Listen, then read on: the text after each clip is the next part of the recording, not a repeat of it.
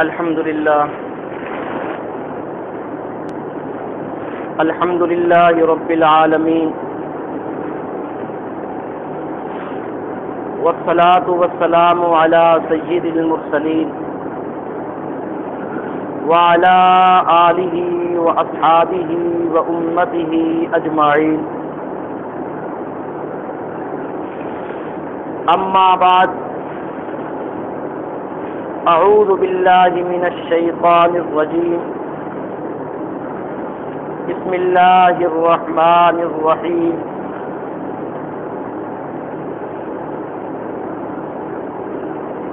وما آتاكم الرسول فخذوه وما نهاكم عنه فانتهوا واتقوا الله إن الله شديد العقاب. وقال الله تعالى في مقام آخر: وأطيعوا الله وأطيعوا الرسول وأولي الأمر منكم. وقال رسول الله صلى الله عليه وسلم: من يرد الله به خيرا يفقهه في الدين. وقال الرسول عليه الصلاة والسلام: العلم علمان، علم في القلب فذاك علم نافع، وعلم على اللسان فذاك حجة الله على ابن آدم، أو كما قال عليه الصلاة والسلام. صدق الله العلي العظيم، وبلغنا رسوله النبي الكريم الأمين، والحمد لله رب العالمين. اللهم صل على محمد وعلى آل محمد كما صليت على إبراهيم وعلى آل إبراهيم إنك حميد مجيد. اللهم بارك على محمد وعلى آل محمد كما باركت على إبراهيم وعلى آل إبراهيم إنك حميد مجيد. رب اشرح لي صدري ويسر لي أمري واحلل عقدة من لساني يفقهوا قولي رب زدني علما.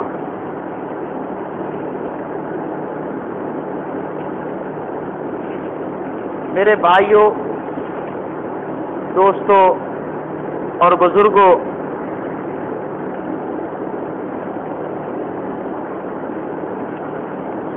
اللہ تعالیٰ نے قرآن پاک میں ارشاد فرمایا ہے کہ وَأَطِيعُوا اللَّهَ وَأَطِيعُوا الرَّسُولَ وَأُولِي الْأَمْرِ مِنْكُمْ، کہ اے لوگو اللہ تعالیٰ کی اطاعت کرو، وَأَطِيعُوا الرَّسُولَ اور رسول اللہ صلی اللہ علیہ وسلم کی اطاعت کرو، وَأُولِي الْأَمْرِ مِنْكُمْ، اور پھر تیسرے نمبر پر اس امت کے اندر جو اللہ تعالیٰ نے علم اور عقل والے لوگ پیدا کیے ہیں ان کی بات بھی مانو۔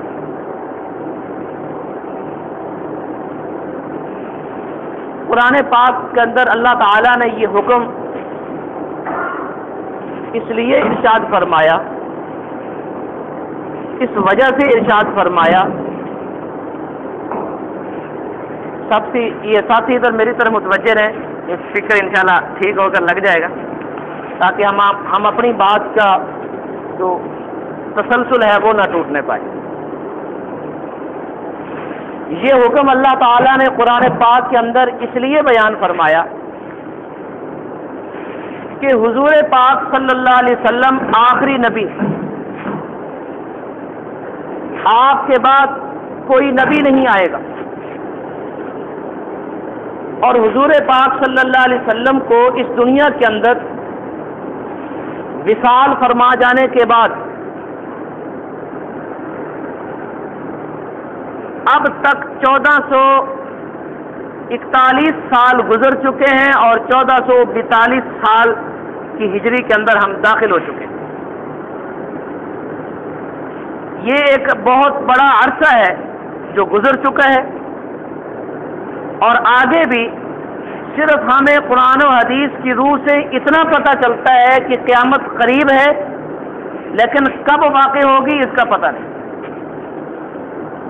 تو آگے جو وقت گزرنا ہے وہ کتنا وقت گزرے گا اس کا بھی ابھی کچھ معلوم نہیں۔ تو یہ حضور پاک صلی اللہ علیہ وسلم اور قیامت کے درمیان کا جو ایک عرصہ ہے، یہ ایک بہت بڑا عرصہ جو گزر چکا ہے، اور آگے کتنا گزرنا ہے اس کا معلوم ہے۔ کچھ قیامت کی علامات ایسی ہیں جو ابھی تک نہیں پائی گئی، جو حدیث پاک کے اندر قیامت کی علامتیں بیان ہوئی ہیں، ان میں بعض علامتیں پائی جا چکی ہیں اور بعض علامتوں کے ہونے کا ابھی تک انتظار ہے، وہ علامتیں ابھی تک نہیں پائی گئی۔ ظاہری بات ہے کہ جب تک حدیث پاک کے اندر بیان کردہ ساری علامات مکمل نہیں ہو جائیں گی، اس وقت تک قیامت قائم نہیں ہے، اور ان میں بھی ابھی وقت باقی ہے۔ تو یہ جو ایک درمیان میں ایک لمبا عرصہ باقی ہے،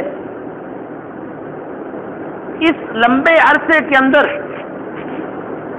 اس امت کے اندر موجود افراد نے اپنی دینی، دنیاوی اور عملی زندگی کیسے گزارنی، اس کے لیے انسانوں کو اور مسلمانوں کو ایک جامع طریقہ اپنانا ہوگا، جامع طریقہ دینا ہوگا۔ حضور پاک صلی اللہ علیہ وسلم نے اللہ تعالیٰ کی طرف سے قرآن پاک ہمیں مکمل ایک ضابطۂ حیات بنا کر دے دی کہ یہ اللہ کا کلام ہے، اور اس کے لیے پوری امت مسلمہ کے لیے ایک ضابطۂ حیات۔ اور آپ جانتے ہیں کہ ضابطۂ حیات ضابطہ ہوا کرتا ہے، وہ چیزوں کی جزیات نہیں ہوا کرتا، وہ ایک ضابطہ ہوا کرتا ہے۔ ضابطہ کسے کہتے ہیں؟ ضابطہ اسے کہتے ہیں کہ ایک فارمولہ تمہارے سامنے آ گیا، ایک قاعدہ تمہارے سامنے آ گیا، ایک کلیہ تمہارے سامنے آ گیا، اب اس قاعدے اور کلیے کو دیکھو اور اپنی زندگی کی ترتیب بناؤ۔ اس فارمولے کو دیکھو اور اپنی زندگی کی ترتیب کو سیدھا کرو۔ اور ظاہری بات ہے کہ اللہ کا کلام فصاحت اور بلاغت سے معنون ہے۔ اللہ تعالیٰ کے کلام کے اندر فصاحت اور بلاغت بہت زیادہ ہے، اس لیے قرآن پاک کی ایک آیت کا مفہوم سمجھنے کے لیے ہمیں گھنٹوں درکار ہے، ہمیں دن درکار ہیں، ہمیں مہینے درکار ہیں کہ ہمیں کسی طریقے سے قرآن پاک کی آیت کا مکمل مطلب سمجھ میں آ جائے۔ اس لیے جو آدمی یہ چاہتا ہے کہ میں قرآن پاک کا مطلب سمجھوں، اس کے لیے ایک لمبی محنت اس کو درکار ہے، لمبی محنت۔ وہ لمبی محنت کیا ہے؟ وہ لمبی محنت یہ ہے کہ اس کو سب سے پہلے عربی گرامر سیکھنا ہوگا، جس گرامر کو سیکھ کر وہ عربی جاننے کی کوشش کر سکتا ہے۔ عربی گرامر صرف اور نحو کے اعتبار سے سیکھنی ہوگی، پھر اس کے بعد اس کو دیگر منطق اور فلسفہ کی جو کتابیں ہیں وہ بھی پڑھنی ہوگی، پھر اس کے بعد اس کو فصاحت و بلاغت کی ساری کتابیں پڑھنی ہوں گی۔ کیوں؟ اس لیے کہ قرآن پاک کے اندر یہ ساری کی ساری چیزیں موجود ہیں، ساری چیزیں موجود ہیں۔ اس نے لغت کو سیکھنا ہوگا، دنیا کے اندر جو عربی زبان کے اندر جو لغت بیان کی گئی ہے، جسے ہم ڈکشنری کہتے ہیں، اس کو بھی مکمل طور پر سیکھنا ہوگا تاکہ وہ قرآن پاک کو سیکھ سکے، قرآن پاک کو سمجھنے کی کوشش کرے۔ اگر وہ ان ساری چیزوں کو سیکھ لے گا تب جا کر وہ قرآن پاک کے ترجمے کو پڑھ سکتا ہے۔ مطلب سمجھنے کے لیے پھر حدیث پاک کی طرف جانا ہوگا۔ قرآن پاک کا مطلب سمجھنے کے لیے آیت کا ترجمہ پڑھنے کے بعد اس آیت کا مطلب سمجھنے کے لیے اس کو حدیث پاک کی طرف جانا ہوگا۔ اس لیے کہ حضور پاک صلی اللہ علیہ وسلم نے اپنی پوری زندگی کے اندر جو جو باتیں بھی ارشاد فرمائی ہیں وہ حدیث ہے، جو جو عمل آپ علیہ الصلوۃ والسلام نے کیا ہے وہ حدیث ہے، جو جو انداز آپ نے اختیار کیا ہے وہ حدیث ہے، اور جو جو چیزیں حضور پاک صلی اللہ علیہ وسلم نے دیکھی ہیں اور دیکھ کر اس پر کچھ ارشاد فرمایا ہے وہ بھی حدیث ہے، اور جن کو دیکھ کر آپ نے خاموشی اختیار فرمائی ہے وہ بھی حدیث ہے۔ کیوں؟ اس لیے کہ جن کو دیکھ کر آپ نے خاموشی اختیار فرمائی، اگر وہ غلط ہوتی تو آپ علیہ الصلوۃ والسلام موقع پر بتا دیتے کہ یہ غلط ہے۔ آپ نے دیکھا، خاموشی اختیار فرما لی، اس کا مطلب یہ ہے کہ اس کو بھی جواز کا درجہ مل گیا۔ اب ان ساری باتوں کو سمجھنا اور پھر اس کو سمجھ کر قرآن حدیث کو، یعنی کہ قرآن کو سمجھنے کی کوشش کرنی ہے، اور پھر حضور پاک صلی اللہ علیہ وسلم کی جتنی احادیث ہیں وہ بھی عربی زبان میں، وہ بھی عربی زبان میں، لہذا حضور پاک صلی اللہ علیہ وسلم کے جو فرمان عربی زبان میں ہیں اس کو بھی ہر آدمی نہیں سمجھ سکتا، اس کے لیے بھی عربی گرامر کو پڑھنا ہوگا، اس کے لیے بھی عربی کو سمجھنا ہوگا، عربی زبان سے واقفیت پیدا کرنی ہوگی، اس کے لیے بھی دیگر تمام علوم کو سمجھنا ہوگا اور ان کو پڑھنا ہوگا، تب جا کر ہم حضور پاک صلی اللہ علیہ وسلم کی احادیث کا مطلب سمجھ سکیں۔ اس کے لیے ہمیں لغت کو بھی سمجھنا ہوگا، تو تب جا کر حضور پاک علیہ الصلوۃ والسلام کی حدیث ہماری سمجھ میں آئے۔ حضور پاک صلی اللہ علیہ وسلم کا ایک فرمان ہے، انما الاعمال بالنیات، کہ تمام اعمال کا دار و مدار نیتوں پر ہے۔ یہ بظاہر ایک چھوٹا سا جملہ ہے، لیکن اگر اس جملے کی تشریح کے اندر چلے جائیں تو ہمیں گھنٹوں درکار ہیں، تب جا کر بھی ہم اس جملے کی مکمل تشریح بیان نہیں کر سکتے، اس کی اتنی زیادہ اور اتنی لمبی تشریح ہے۔ لہذا اللہ تعالیٰ کے کلام کو سمجھنے کے لیے، حضور پاک صلی اللہ علیہ وسلم کی احادیث کو سمجھنے کے لیے اللہ تعالیٰ نے اس امت کے اندر ایسے لوگ پیدا فرمائے جو ان دونوں چیزوں کو پہلے خود اچھے طریقے سے سمجھیں اور پھر ان بتائے ہوئے قاعدے کلیوں سے سارے مسائل کو امت کے لیے واضح کریں۔ جو اللہ تعالیٰ نے قرآن پاک کے اندر قاعدہ کلیہ بیان کیا ہے اس سے مسائل کو استنباط کریں اور پوری امت کے لیے مسائل کو واضح کریں۔ جو حضور پاک صلی اللہ علیہ وسلم نے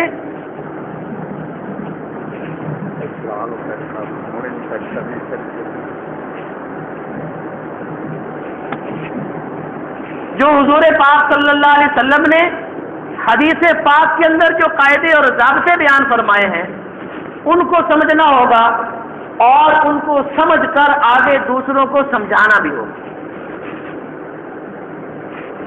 اس کی ضرورت پیش آئی کہ یہ ساری چیزیں امت تک کیسے پہنچیں گی، امت تک یہ سارا طریقہ کیسے پہنچے گا۔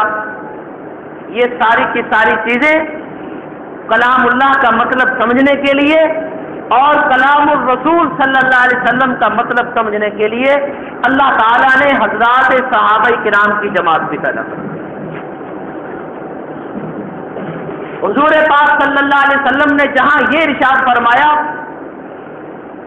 حضرت معاذ بن جبل رضی اللہ تعالیٰ عنہ کو جب یمن کا حاکم بنا کر بھیجا تو آپ علیہ الصلوۃ والسلام نے ان سے پوچھا کہ معاذ تمہیں میں یمن کا حاکم بنا کر بھیج رہا ہوں، وہاں تمہارے سامنے جب مسائل آئیں گے لوگوں کے تو تم کیسے فیصلہ کرو گے؟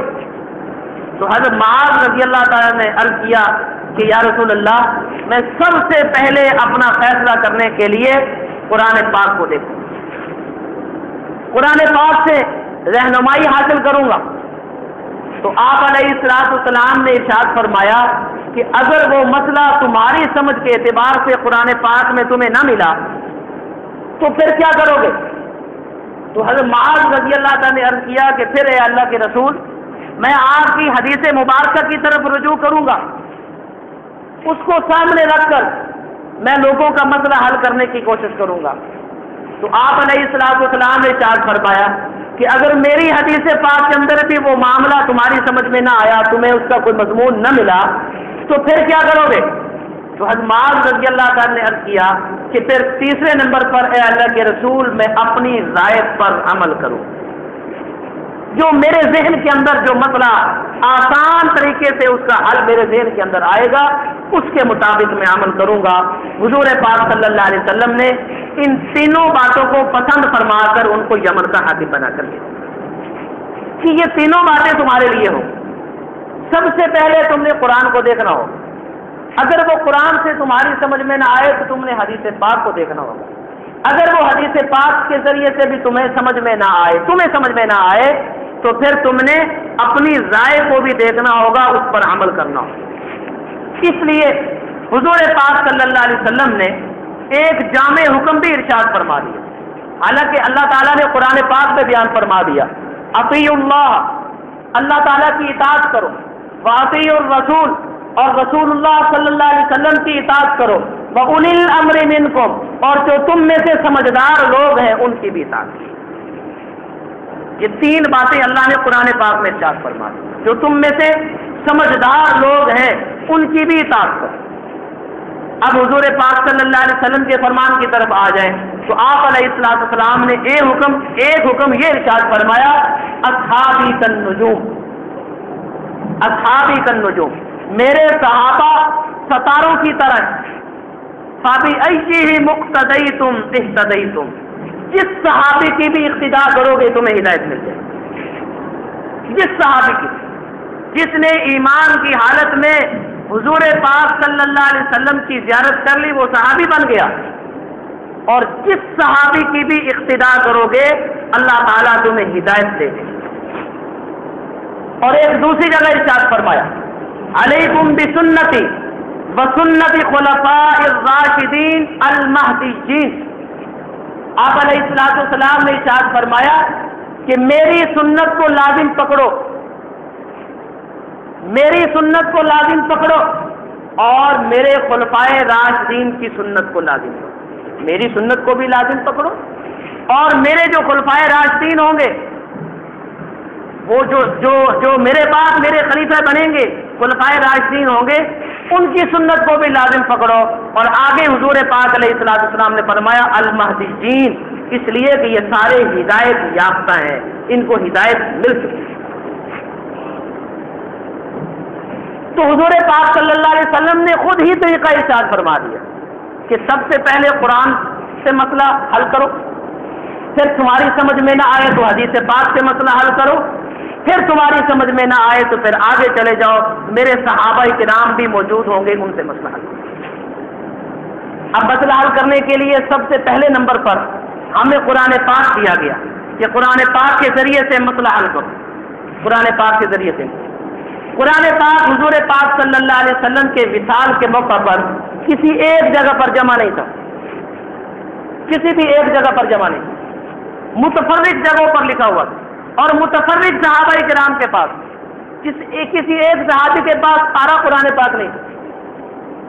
حضور پاک صلی اللہ علیہ وسلم کے اوپر جب بذریعہ وحی کوئی آیت نازل ہوتی تو حضور پاک صلی اللہ علیہ وسلم اپنے کاتبین وحی جو تھے، جو حضرات صحابہ کرام جو وحی لکھنے پر مامور تھے، ان کو یہ حکم فرماتے کہ یہ آیت میرے اوپر ابھی اتری ہے، اس کو لکھو۔ جب وہ آیت لکھ لی جاتی تو پھر آپ علیہ السلام یہ بھی ارشاد فرماتے کہ اس کو فلاں سورت کی فلاں مقام پر اس کو ساتھ جوڑ لینا، یہ بھی ارشاد ہے۔